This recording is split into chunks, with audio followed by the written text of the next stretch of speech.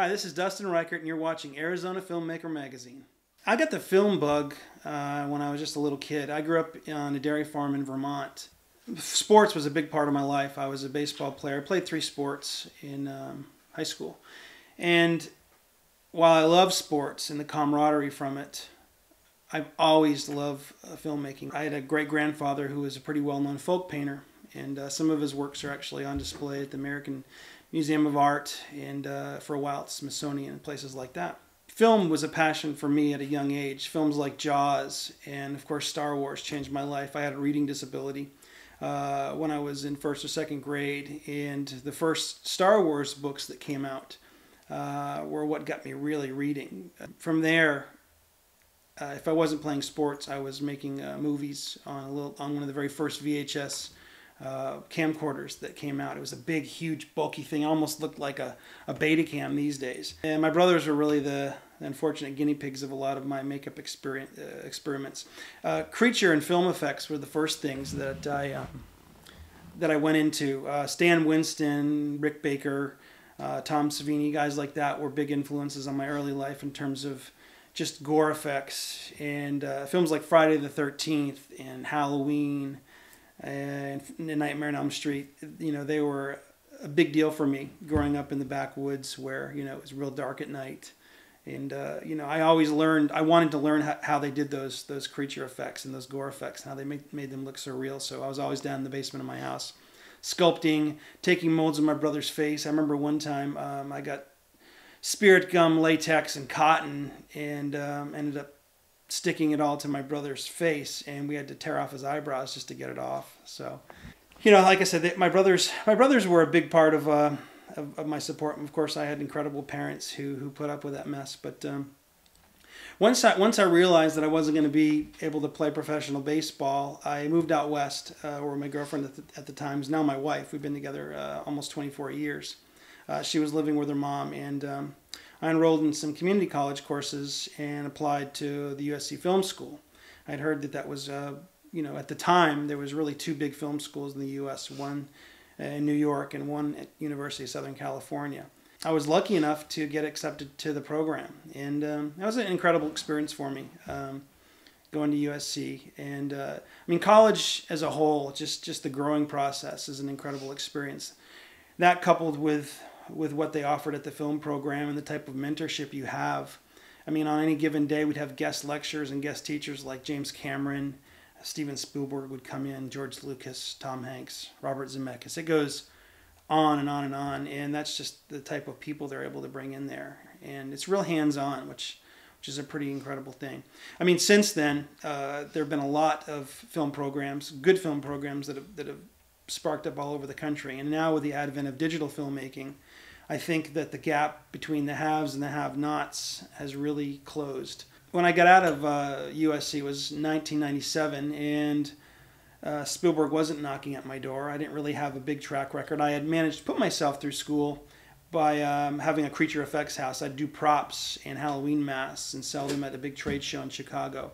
So I was able to kind of help pay for my college that way. I did a lot of, you know, feature films that would come through, a lot of low-budget films, some TV shows, did some stuff for the X-Files, some backup prosthetics on a few episodes that came when they were shooting in Arizona. But again, I guess my undergrad was USC, but my graduate school was a school of hard knocks, because I realized that I had to get a regular job. And so because I had been an RA on a cinema floor, kind of helping with housing while I was at school, I ended up getting a managerial job at a hotel. And from there, I moved back out to LA with my wife. I ended up saving up all my time off and to do a movie. And so I'd, you know, get up to 6 weeks of paid time off a year, and I would scrape together money from different investors and family and friends and a lot of my own money. Again, that was my graduate, you know, money. I invested in it myself. The very first professional film I ever did was a movie called Essence of Echoes. It was shot before they had 24p filmmaking. So it was actually shot on video at 30 frames a second. And back then they had a company called Film Look, and you had to do a pull down process just to get close to kind of a film look. I mean, at the time it was neat just to be able to have some kind of film look if you couldn't afford film, and we certainly couldn't. But that was the film that really kind of opened the door for me. We did that film in LA. Again, I used my time off. And that was kind of the springboard for me to give up, the kind of regular work and go into filmmaking professionally. The second film I did was a film called Ghost Rock. At the time, I think it was called The Reckoning, but when it came out, it was a film called Ghost Rock. We actually shot that film on 35 millimeter for about $450,000, something like that. And we ended up bringing that film here to Arizona because the cost to produce a movie was so much cheaper, and we'd heard there was good crews. Old Tucson Studios had recently gone, just a few years before, gone through a horrible fire that burnt down half their studio. So they came on board and gave us just a great deal in terms of the costumes and the wardrobe and working with all the people in their park. And it was really the essence and true passion of low-budget filmmaking there. I mean, we had reenactors that were coming in playing bit parts. We were lucky enough to get people like Gary Busey signed on, Adrienne Barbeau, James Hong, who's a character actor, been in a ton of movies, Craig Wasson. It goes on and on and on. I met a guy by the name of Mike Worth in the very first film that I did called Essence of Echoes, and we teamed up. And Mike, I'd come up with kind of the story, and then Mike ended up writing most of the screenplay for that. But that was really the thing. That film was really what got me indoctrinated to Arizona as a whole when it came to filmmaking. And it left a great taste in my mouth.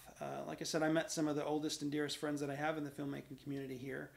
And I took the film back to LA, put it through post. It got picked up by a company called Silverline, and then it was released through Lionsgate. And that was it. That was the beginning of my filmmaking profession. That was the beginning of my filmmaking career right there. Once I started getting propositioned to direct and produce and write films for other people, I knew that living in LA, while that's the center of the filmmaking hub at the time, Arizona was a great place because you could actually afford to have it was a good cost of living. You could actually have a very nice home here.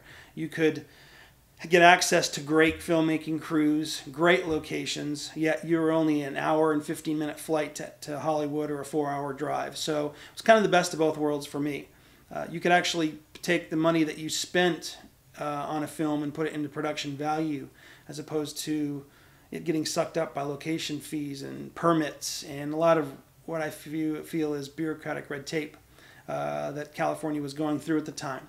Now, since then, California has turned around a bit and has become more filmmaker friendly to indie filmmakers, but it took a lot of films leaving there and coming to places like Arizona for them to kind of, I think, see the light. I follow with a string of films, all of them uber low budget projects, most of them sci-fi or action, most of them for other production companies like Silverline or some other producers that would have deals with indie filmmaking companies. When you're a young independent filmmaker, you'll take whatever work comes down the pike, and there's very few people that are able to be very, very selective, and that's a good and a bad thing. It beats working a regular job if you can get the work, and for so many people like myself, filmmaking is a passion. So it's kind of a double-edged sword. You take the work, but realizing that a lot of times the budgets are inadequate, realizing the scripts sometimes aren't where they should be, or the original script, the original vision has to be drastically changed, especially on the fly when you're doing a lot of these projects. So really, anytime you're doing a filmmaking, you're mounting a war in a way. You're shooting for here and hoping that you can end up somewhere in here. I dream someday of being able to shoot for here and actually get there or above. Because you always want what's best for your art, and you always want what's best for the story. And so many people work so hard to help your collaborative vision come together. And the biggest thing as a director and a producer is that you don't want to let those people down. You don't want to fail, I guess, as it were. You don't want them to come away from watching one of your films feeling like their efforts were in vain. And so I'm trying to be very cognizant of that when I'm working on a project. Really try to focus not just on the art and the project at hand, but I try to always remember how much time and effort everybody around me is putting in. I see a lot of filmmakers, directors especially, but you see it in producers too, that forget that. They become so myopic and so focused on their own vision that oftentimes they forget that there's a lot of people helping them achieve that vision. And without those people, they wouldn't have anything. Especially when you're talking about an actual, real motion picture production. So anyways, I moved here to Arizona, bought a house, had some wonderful children, and I've been making films ever since. I had kind of gone through a bit of a rut where I'd gotten burned on a few projects and ended up getting called to LA for a meeting at Sony, where there was a company that was officing out of there. And I met a guy by the name of William Shockley. And the funny thing is, to my memory, my first meeting with William was, I like I said, I'd just gotten burned on a pretty important movie deal. And so I was very standoffish because I was kind of at the time, in my mind, over Hollywood and over a lot of the slicksters that I had been dealing with. And again, when you're dealing with the middle to lower echelons of the entertainment business, it can be very dicey. There's a lot of incredible people in the film business too, so don't get me wrong, but there's a lot of bottom feeders too, especially when it comes to producing low budget content. And so when I met William, I wasn't sure what to make of him, because the truth is he seemed too good to be true. He was so nice, so polished, just the kind of guy you want to have a beer with. So I remember our first meeting as being very standoffish, as me being very standoffish. And so I left the meeting, with him wanting to get together and collaborate in some screenplays. And so I came back to Arizona and just sat on it for a couple of weeks and thought about it. And the phone rang one day and he said, "Hey, it's William. Why don't you come out to LA? It's my birthday. Let's play some golf, drink some beer." So I did, and it ended up being one of the best decisions I ever made. That was almost 5 years ago. Since then, William and I have collaborated on 5 motion pictures and 4 music videos. We launched a company together called TeamTwo Entertainment, along with Kix Brooks and Eric Brooks, and it's just been a great partnership. We're a lot alike in some ways, but very polar opposites in other ways. We call each other yin and yang, because while we meet in the middle, we each bring a very different dynamic to how we do things. He's a seasoned LA actor. He's been starring in shows like Dr. Quinn, Medicine Woman, and lots of other projects for over 30 years, I believe now. And he's a prolific writer, a very good producer, but he really cut his producing chops actually with me in a lot of ways. And so his indoctrination to the indie world of making films, I think at first was a pretty big rush of adrenaline for him. To hear him tell it, he was used to a world of bigger budget filmmaking where it was, what kind of latte do I want brought to my trailer? And the first film we did with a guy by the name of Vince Morella, who executive produced the film, was a film called The Gun Down. And it was an uber low budget film we did down in Gammon, with a movie set called Gammon's Gulch in southern Arizona. I remember the first 3 days on set when we were rolling cameras. William actually had one of the starring roles in the movie, but he was also producing. We had written the script together. And he was a nervous wreck. He was wound so tight, and we had almost nightly battles behind the scenes at our hotel room. Nothing rude or crude, just stress battles. And I remember the 4th day of production, we came in after a really hard day of filming. It had gone really well. And we were at the bar having a drink, and I looked over him. He was just happy-go-lucky, almost whimsical. And I said, "What's going on? Why the change?" And he said, "I get it. I get it now. I get the whole indie filmmaking mantra. I get what it is you're trying to do and what we're trying to do, and I get what this is all about. And it's really about putting out whatever fires immediately in front of you. You work really hard, you prep really hard, you have as much pre-production as possible, you plan as much as possible, and you do that with any film, but especially with indie films. You kind of plan your vision, but then you also have to be cognizant of planning for what could go wrong too. Because in an indie filmmaking experience, anything that can go wrong will go wrong.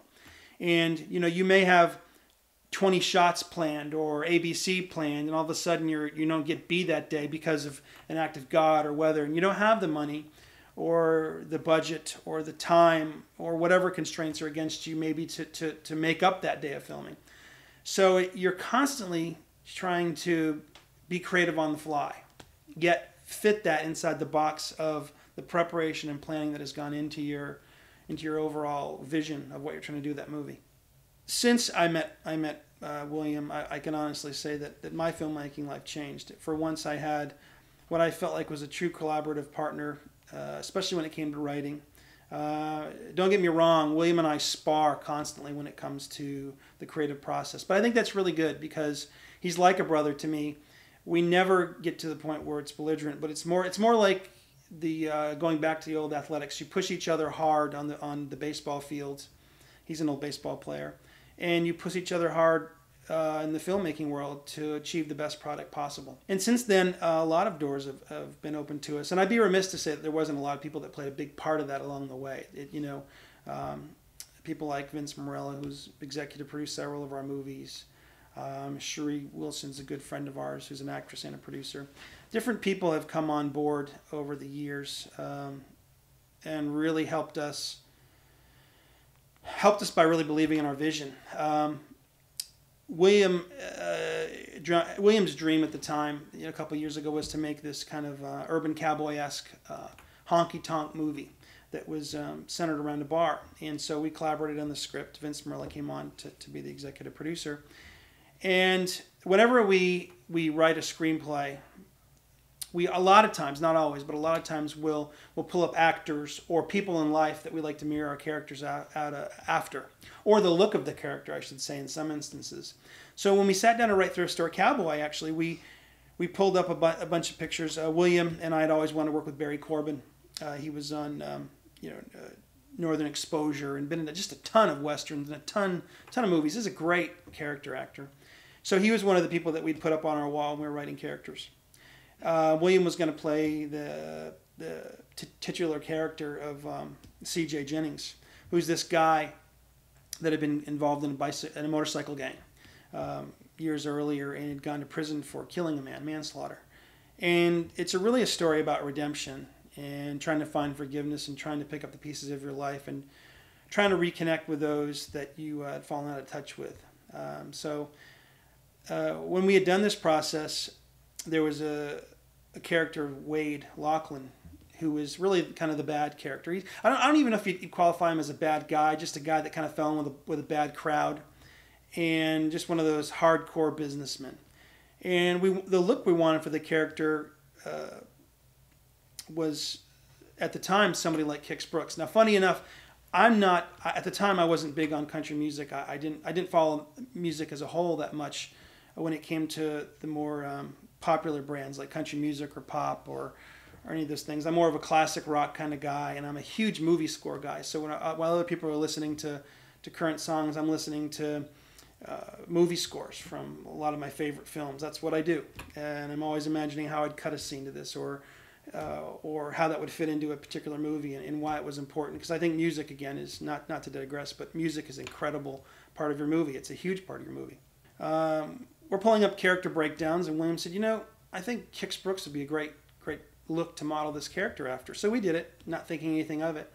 When we finally went into the casting breakdowns, lo and behold, Kix Brooks was submitted to us from William Morris Agency. And I got a phone call one day by William, and he's extremely excited. He's like, "You're never going to guess who got submitted to us." I was like, "Who?"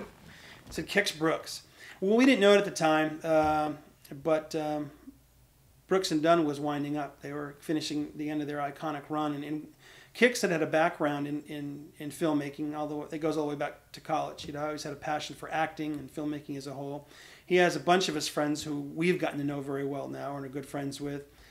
And it's a group that runs together, and they're hilarious. And they've done old home movies and old skits, and they still have these skits on Super 8 and 16mm film that they show, and they're hilarious. So anyways, now that Kix and Ronnie were done with their duo career, they were both going solo. Really what it did was it gave Kix the time and the freedom to do what he wanted to do. And he's done a lot of things since then. He's the busiest guy I've ever met in my life. He owns a winery, extremely successful winery in Nashville, Tennessee. Has 2 syndicated radio shows. Has a very established, now it's becoming a very established acting career. He executive produces films for us. And we have a film company, as I mentioned, called TeamTwo Entertainment that there's 4 principals in: William, Kix, his son Eric, who's an incredible screenwriter, and myself.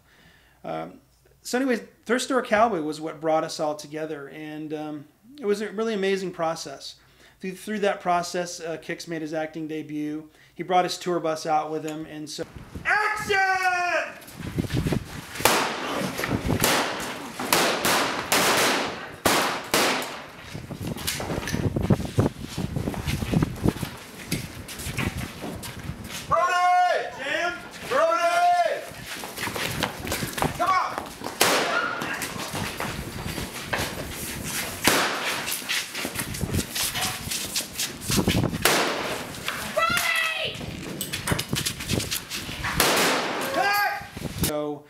worked hard and we played hard for that 1 week that he was on set, and it was just an amazing experience. We all hit it off. And as Kix was leaving, we shot that movie in between Thanksgiving and Christmas, and his scenes were shot in the first half of shooting. And as he was leaving to go home on his Thanksgiving break, I pulled William aside one night and said, "Look, there's this script that we're actually currently doing a rewrite together on called, at the time it was called The Last Ride." And it was about this legendary lawman who was embroiled in this murder in prison, in the Yuma Territorial Prison. It was about this young reporter in the 20s who was trying to find out what happened, was trying to find out what really went on and get to the bottom of the story that nobody really wanted to talk about. So William and I talked, and he said, "Are you thinking what I'm thinking?" I said, "Yeah, let's give Kix this script," because he'd done a great job with the role that we'd given him in Thriftstore. And he has that. I mean, Kix is known for his iconic kind of cowboy hat and cowboy look.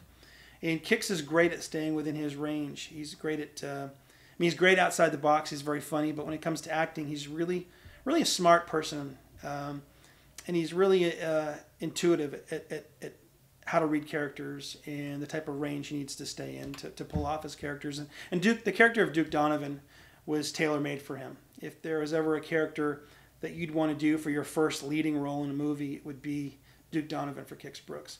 So we gave him the script and got a call literally a week later, and he's like, "Look, I love the script.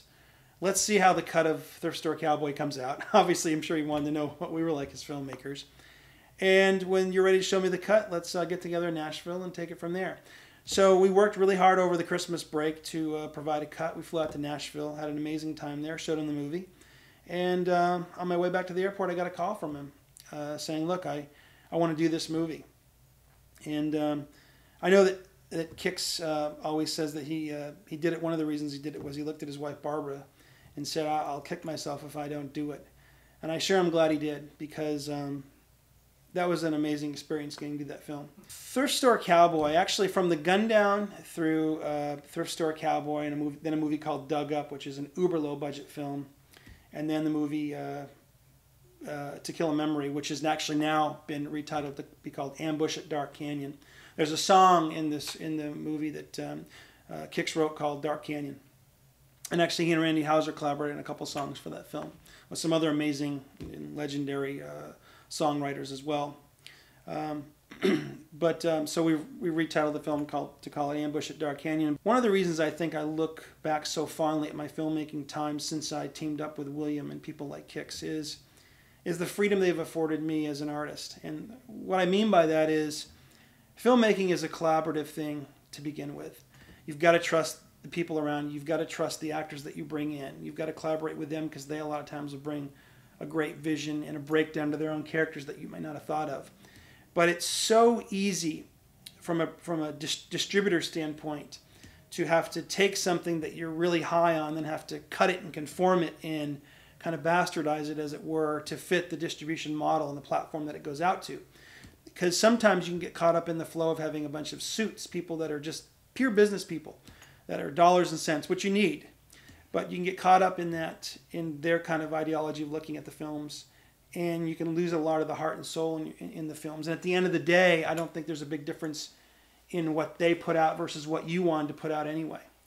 I don't necessarily, I mean, sometimes it's important to make cuts and to tighten things up, kill your baby, as it were, to do its best for the film, to get it out for distribution. But there's other times where, sometimes you're asked to make changes that really aren't necessary. And one of the things that have been really important to me in teaming up with William and Kix and Eric is that there's a big freedom there. If we greenlight something and we go with it, everybody has their input. To be honest, we've never had one contract amongst the four of us in our business or in who has final cut on the movies. But what's so neat about that is we film a movie, we work really hard with the crew that we bring in, and we edit the film, and then we all make our notes. And what's really neat is there's a great deal of respect that goes into the voice that every person has from a producerial standpoint and the input of that. What's also neat is, from a directorial standpoint, when you're on set filming that, there's the usual discussions that may happen when you're filming the scenes or working with the actors. But they are great about giving you your freedom as an artist. And the real truth is it's because they're artists themselves. And they want what's best for the movie, but they're also big on believing in the people that they surround themselves with. I think that's the big difference between people who are secure in their art and their craft versus people who might be a little insecure about it. The people you'll find that are really insecure in their craft, they tend to bring on people who are also insecure, who are also secure in their craft, and they have a lot of trust. They let the people that they brought in do their jobs and go forth with their vision. There's a million ways to skin a cat, and there's a million ways you can shoot a scene. So at some point, you have to trust in kind of the vision that's been brought forth by the person that you've elected to do that, and they're great about that. One of the things I think that's really incredible about Arizona are the crews, the quality of the film crews. People like Paula Rogers, for instance, who's an Arizona-based costume designer and costumer, just brings incredible vision and talent to her designs and her work ethic. She's worked for people like Peter Berg and on tons of big movies, yet she's incredible at helping young, independent filmmakers achieve their dreams too. And really, for her, the budget doesn't matter. She attacks each project as if you did have a $100 million budget and you did have your whole career on the line. And that's really incredible. I could go on and on and on. I mean, some of the people that I work with now actually live in different states, but still come back. But they were originally formed and based here at Arizona. People like Natalie Allen Sullivan, who's a production designer that's worked on 8 or 9 of my films. She grew up in Arizona, has dual residency, lives in California and Arizona, different parts of the year. She's the type of person that can take putty and paint and make it what it ain't. Whenever you're dealing with low budget films, you're constantly having to rob Peter to pay Paul, and you're constantly having to figure out ways to stretch a buck. And there's nobody that does it better than Natalie. It's a guy by the name of Daniel King, who was started out with us as a very young college graduate in Natalie's department, and springboarded himself into just being an incredible props and art department person. A funny story, we were doing a movie called A Country Christmas Story, which was originally titled Saving Santa, but it's going to be released nationwide as a Walmart exclusive, Country Christmas Story. We're doing A Country Christmas Story up in Cave Creek, Arizona, and we had a scene with Kevin Pollak, and Kevin's a great actor, full of life, great ideas, real sharp, and he came up to me and said, I'm playing this kind of icky politician. Wouldn't it be great if I could pull out this flag and give it to this little girl, Miley, she walked by? I know it's not in the script, but you think, what do we do? And, we're literally minutes away from rolling. And I look at Daniel, and I kid you not, he reached into his lapel, and he had a little sack here, pulled out this flag. It's like he knew that something like that might pop up, and he had the presence of mind to anticipate it. And that's one of many, many stories about people like Daniel and Natalie, and just the whole amalgam of people that live here. Another person who's been a big part of the crews that I work with and use on a film-to-film basis is Jared Wilson. The very first thing William and I did was a music video for David St. Romain and a company out of Nashville, and it was called That's Love. And that's how I met Jared Wilson. And the thing I loved about Jared was, at the time, there was only like a couple big grip houses here in Arizona, and they were just focused on catering mostly to the national commercial spots and the big films. And so as an indie filmmaker, it was kind of hard to get in the door with some of those guys. And the thing I loved about Jared was he'll work with anybody. If you treat him with respect and dignity, he's an artist in his own right, and he's a jack of all trades in his own right. And not only is he a great gaffer and key grip, but he's a DP, I know, on some things, and just a really overall talent. As a matter of fact, I believe Jared even was a child actor for many, many years in his youth. So Jared, we met on one of the music videos that we did and really hit it off. And, with every film that you work on, you have the people that are your go-to people and the people that you kind of bring with you from film project to film project. And then there's always the people that kind of fall by the wayside. And your goal in every project is to always pick up a couple new good ones. And the thing about our filmmaking kind of group and community is we have a kind of a family of filmmakers and artists that work on our crews that have been together for almost 5 years now. And it's a really special thing because, there's a lot of unwritten, unspoken things that happen when you work with somebody continually. and a lot of you're able to avoid a lot of things, which makes you a more efficient unit and a more efficient outfit and a more efficient company. There's a lot of things in growing pains you can avoid when you work with people on a continual basis. And Jared is one of those people. Another guy is like Lee Lusby, who's again a jack of all trades, works in the camera department, takes stills. Just we call him the knucklehead, but he's a great guy and really a good person, good heart. After we'd formed this company and done Ambush at Dark Canyon with Kix, we'd gotten together and decided to form this company called TeamTwo Entertainment. I remember Kix was in town. He was just putting out he was actually working on his first solo album. And he was in town doing a concert. I think it was 8-Man Jam or something for one of the radio stations. And we went out to breakfast. William was in town. We were going over some business. And we met with Kix at a restaurant and approached him about the idea of forming a company together. And the great thing about Kix is, he's a truly down-to-earth person, and he calls it like he sees it. He's extremely genuine. We didn't have to wait for one of those, couple-day answers, let me talk to my people. He looked across the table and said, let's do it. I'll push the buttons if you guys do the work. I mean, I've got a million things going on, and like I said, he's an incredibly hard worker, but, we know where each person fits within the slot of how our company works. And he has opened up a bunch of doors for us. Not only has he opened up a bunch of doors for us, but he believes in what we're doing as a company. The very first film we did out of the gate, he was the executive producer on, which means he invested heavily in the film, and he got the rest of the financing for it as well. It was this movie at the time we'd called Saving Santa. Saving Santa was birthed from, William and I did a film called Dug Up, which I'll get to. We'd shot Dug Up in Vermont. It was a zombie comedy. Comedy first, zombie second. And it was actually done just before shows like The Walking Dead had come on the air. So we've had to see the whole gamut of zombie films and the glut of them that had hit the market. But we're coming back from doing pickup shots on that movie from Vermont. And whenever William goes back to Vermont, he loves the essence of the small town feeling that it gives and that whole community vibe. And everybody knows everybody and the whole farm-like atmosphere. And he said to me, we really should do some kind of holiday film. And I swear to God, from the time we got on the plane from Vermont to Nashville, it was a 2.5-hour flight, we'd cracked a really concrete outline for Country Christmas. And by the time we hit Nashville and went to our meetings with Kix and Eric to talk about what we do as our first project, we told them what it was. And Eric, who's a very prolific screenwriter, took this rough draft that we had done, and he and William really put an amazing sizzle on the steak that was this first draft. And it was their collaboration together on that screenplay that really brought the film to life. And from there, we started figuring out where we were going to shoot this film.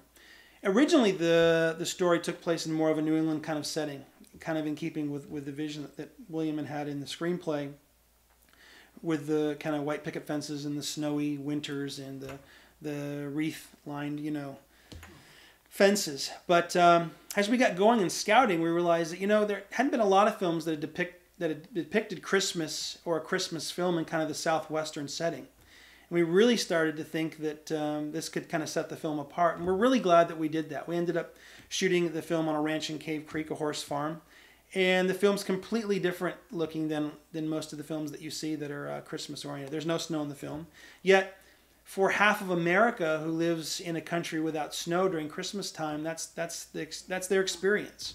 That's what they wake up to. They wake up to no snow, yet they keep that kind of feeling alive in their hearts. And they still have the wreaths. I still hang wreaths on my house here in Arizona when we have Christmas. And we still have a tree. And we still do the same practices that you do in the more traditional New England sense. So Country Christmas, that film opened up a lot of doors for us, not just in the fact that it was our first TeamTwo collaboration, but in the fact that it changed my life. I know it did William's. It put an emphasis on family for us. For years, I had focused on horror and action, and which I love to do. And Westerns will always be dear to my heart. That's something I will never give up. But working with the kids in that movie and writing the screenplay for that and seeing how my kids reacted to even rough cuts of the movie when I would be in the Bay editing it, it put a very profound perspective on how we saw the entertainment business. And I started realizing that there's just not enough family content out there. From that point on, Kicks put out a mantra that we really need to focus on the family and focus on family-driven content.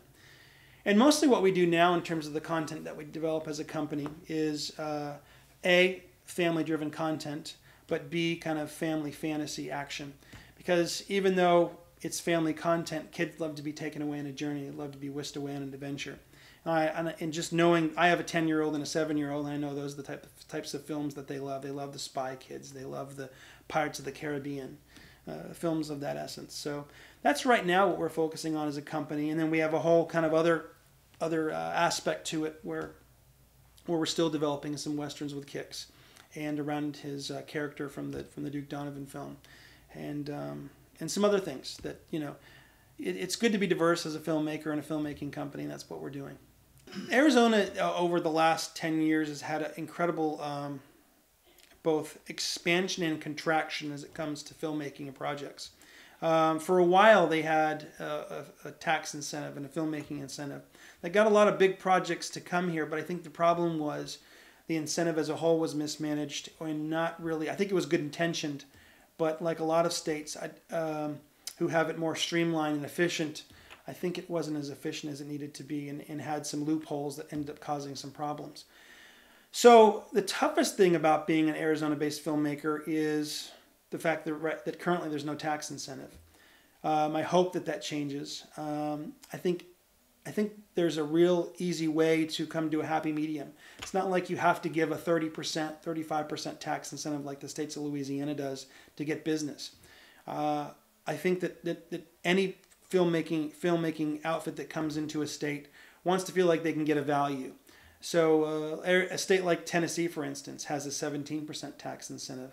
Something like that, I think, would work very well in a state like this.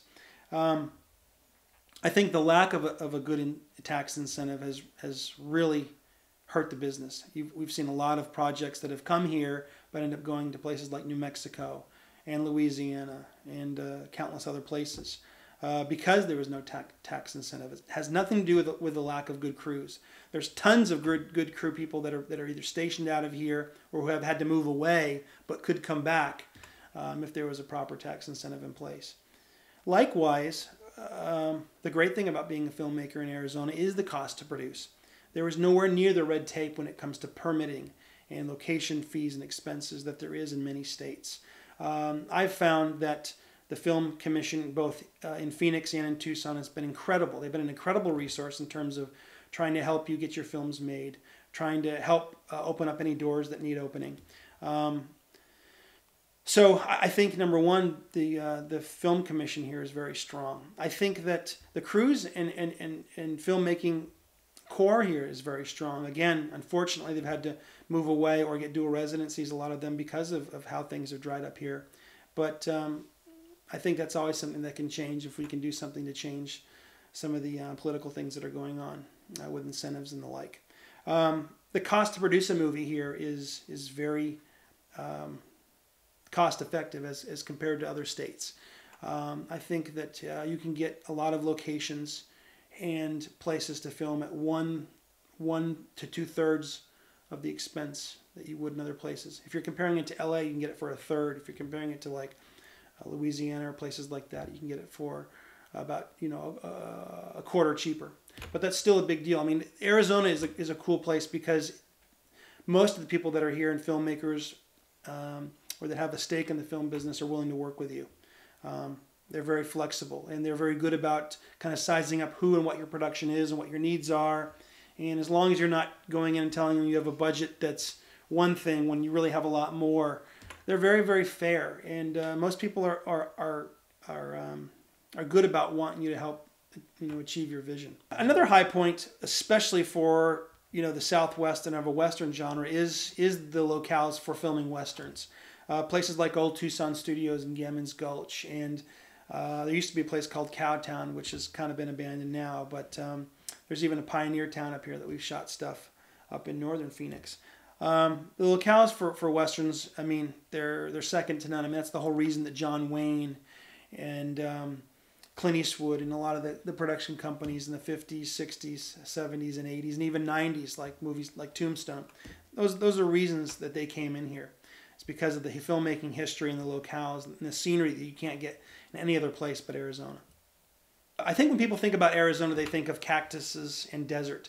But the cool thing about Arizona is that there's about every terrain imaginable in the state. The northern half of Arizona offers a vast forest of evergreens. In fact, I think it's one of the largest evergreen forests in the world. There's Show Low and Pine Top and other places like that offer white birch trees and white birch forests, and there's vast plains and mountain ranges and prairies. And so I think if people really stop to examine Arizona in their location scouts, I think they're going to find that it offers an incredible amount of complexity and diversity. I think one thing that people often overlook in the battle of where to film a movie in what state is that it's very easy.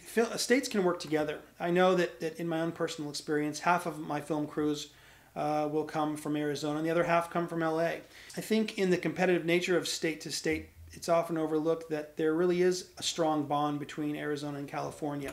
Very much a sister-brother relationship. I mean, California is the Mecca. California is Hollywood, and that is the central hub for movie making. And I think it's important not to forget that, you know, a lot of our crews and individuals do come from California. But I think that's what's also special about this state is that we're border states. We're only a few hours apart from each other. And that there's been a strong history of collaboration between the two states, and especially the crews and talent within those two states. I mean, to this day, one of our go-to DPs, director of photographies that we use is a guy by the name of AJ Rotano, who works for Disney a ton and is the director of photography on a ton of projects, and a working cameraman and special effects person as well in California. And AJ and many of his crew people are great about collaborating with Arizona-based filmmakers. And oftentimes when we call AJ to do a project, the first thing he says is this person on? Is that person on? Is that person on? And these are all, you know, are the Jareds on? Are the Paulas on? Is this camera department person on? Is that camera department person on? And they're very cognizant of who's here and what talent lies within our own state. So I think it's really important that we not only foster filmmaking as a whole to try to get business to come into the state, but I think it's also important that we realize how important California's success and crews are in what we're trying to do here as well. You know, I think every film that you're on, you learn something from, because if you don't, then I don't know as you're really fully partaking in the experience. Life is a journey and life is a learning lesson. And if you're smart enough to realize that you learn something on every outing and every experience. There's not a film that I've done where I haven't learned a ton. I think the biggest thing that I've learned over the years in filmmaking is about how to treat people and about relationships. The same people that you see on your way up the mountains, the same people you could see on your way down. And in filmmaking, like anything, it's a series of highs and lows. You have times in your career that there's incredible highs and times in your career where there's incredible lows. And filmmaking is really no different than being an independent housing contractor or being an independent realtor or this or that. You have months that are incredibly busy where you're making great money and months that are incredibly slow where you're figuring out how you're gonna survive and make ends meet.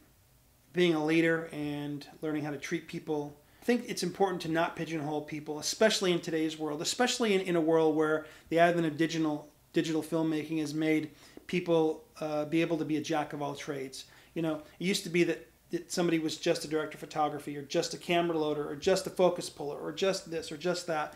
And now that you can, you know, buy a DSLR camera and be able to go out and make your own films and light your own sets and look at what you're doing, it's made, I think, the filmmaking community as a whole stronger because the haves and the have-nots are, you know, that gap is becoming tighter. And because of that, I think it's important not to just, you know, the funny thing is I've had PAs on sets that have, you know, gone on to do incredible films and have gone on to be department heads and have gone on to do incredible things for incredible people. And I think it's important to never forget, number one, where you came from, but also never forget that they're aspiring artists that are trying to help you achieve your vision, and that you never know what that person's going to become and where they're going to go in their filmmaking career. And I think some of the most rewarding things for me are when I get phone calls from past crew people or people that I've worked with, and they either call to see how I'm doing or call to thank me, or call because they want to involve me on a project because they remembered what it was like to work on one of our sets. And I don't just credit myself with it. I credit, the whole producerial unit that we bring to things, because I think it always starts with the head of the snake, people like William Shockley and the Kix Brookses of the world, who will literally send bottles of wine and sign them, or come to set, fly in, make a quick set visit. And people like Kix, who will invite the whole crew onto the tour bus, whether you're the lowliest of PAs to the biggest of stars on the set.